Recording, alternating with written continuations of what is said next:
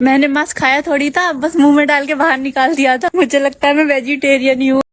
अच्छा जी, ये तो फिर वही बात हो गया ना, गू खा के मंजन कर लिया। अगला एपिसोड।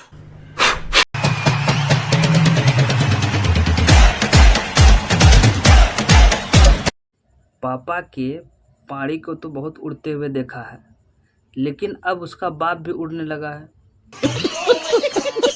अगला एपिसोड।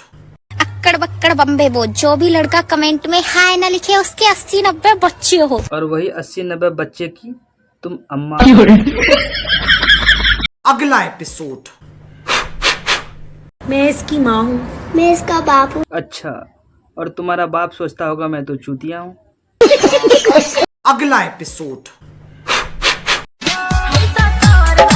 बूढ़ा बड़ पैनी।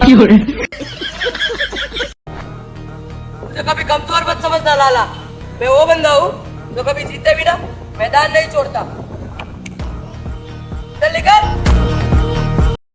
हेगे मटकी हागे छी त गाड़ धोवे छी के इंस्टाग्राम पर तो बकवास कर रहल छी।